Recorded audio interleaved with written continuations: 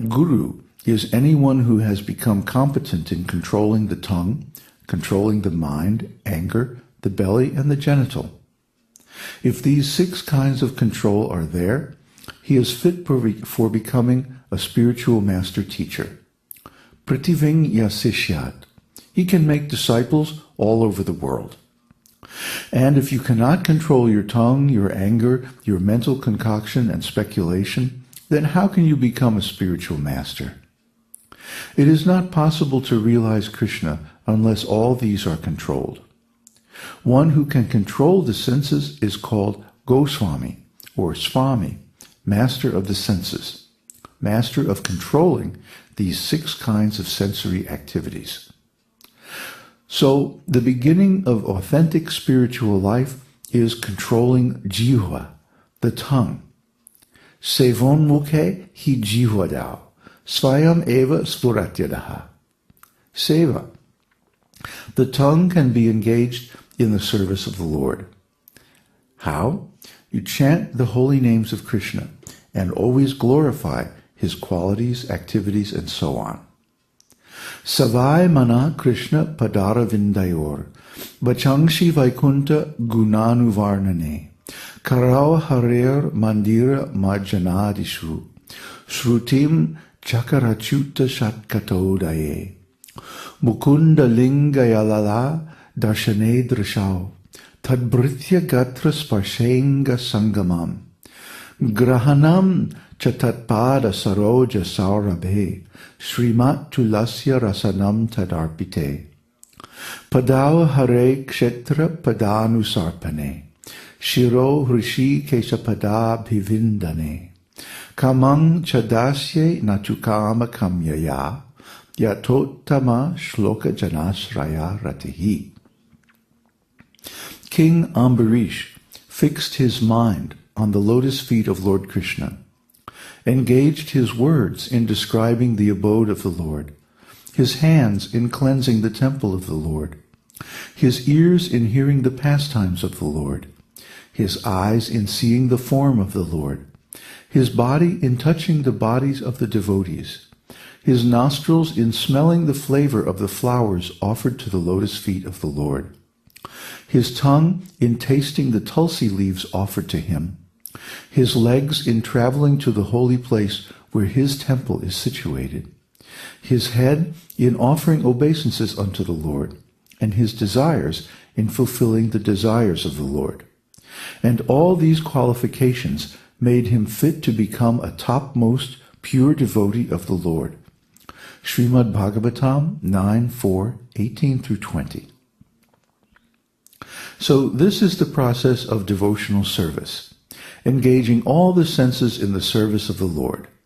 And it begins with the tongue. Vachangshi means talking. Talking is the business of the tongue, and tasting is also the business of the tongue.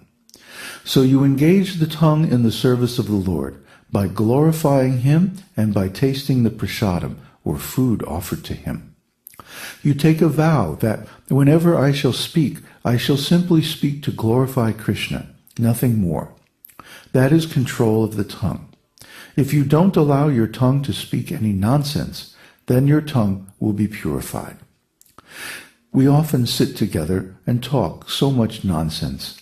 That should be controlled. Now I have engaged my tongue for the service of the Lord, so we shall not talk anything about sense gratification. That is controlling the tongue.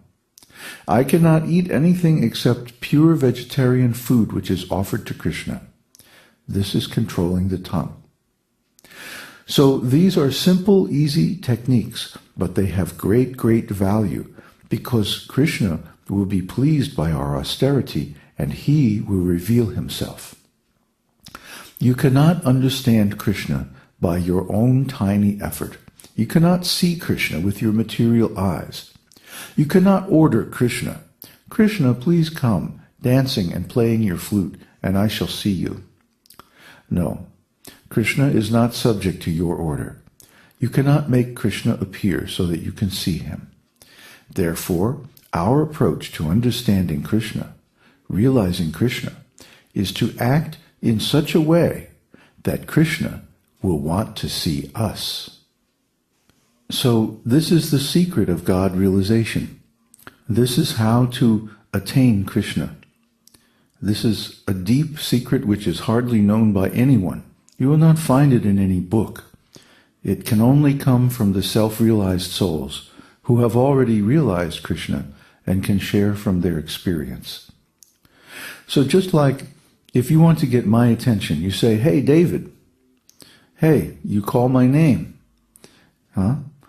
So similarly, if we want to get Krishna's attention, we call his name. Hare Krishna. Or Om Namo Bhagavate Vasudevaya. And this gets Krishna's attention. He is, after all, a person. So if you call him, he will respond. And he may not respond immediately. He may be testing us to see if we're really sincere. So this is Krishna's way of finding out if we are really after him or if we're after some other thing or simply using him. He's not stupid. So he's been through this many times before, where someone will call him and then try to use him to gain whatever they want. Well, what we want is Krishna's pleasure. This is devotee. This is self-realization. To want to push on Krishna's agenda in the world. And therefore, Bhagavad-gita was spoken. Arjuna created a pretext so that Krishna would speak and give wisdom to everyone in the world. Arjuna pretended not to want to do his duty. And therefore, Krishna had to convince him, "Oh no, this is not good. You're going to look like a fool. You're going to bring infamy on yourself. Therefore, you must do your duty." And this is the pretext for Bhagavad-gita. So Bhagavad-gita teaches, above all, that we should do our duty in the service of God. So what is our duty? Well, what are you doing now? You're working, maintaining a household, having so many friends, relationships, family, and so on. So if you do all this instead of for yourself, for Kṛṣṇa, that makes all the difference in the world. For example, let's start with a simple thing. Every day we cook for ourselves, and we have to eat. Everyone has to eat. So instead of going to restaurants, or instead of cooking non-vegetarian food, we cook instead for Kṛṣṇa. Well, what does Kṛṣṇa want? Kṛṣṇa wants vegetarian food. He doesn't accept non-vegetarian food. So meat, fish, and eggs are out. Also, Kṛṣṇa doesn't accept very pungent things in the mode of ignorance, like anything fermented. So we can't offer Kṛṣṇa liquor or beer or anything like that. Neither onions, garlic, or things like that leave a pungent taste on the tongue. If you give these things up, you will find it very strange to be around people who still eat them. Why? Because they stink. That's why Kṛṣṇa doesn't want us to take these things. They're impure. And you are what you eat, so they make our consciousness impure.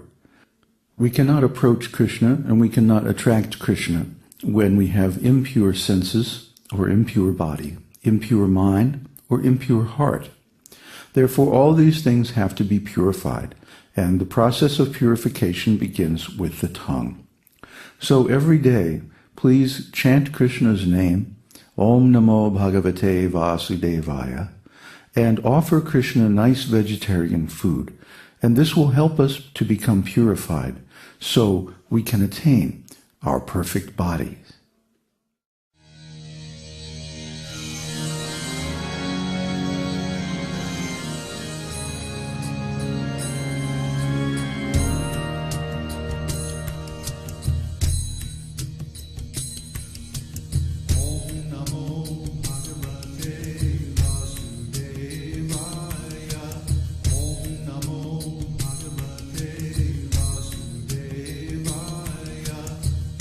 Namo We hope you've enjoyed this edition of My Perfect Body. This is David Hughes, your host, reminding you to visit us on the web at esotericteaching.org, where you can purchase the complete Esoteric Teaching Introductory Seminar DVD and many CDs of transcendental music and mantras.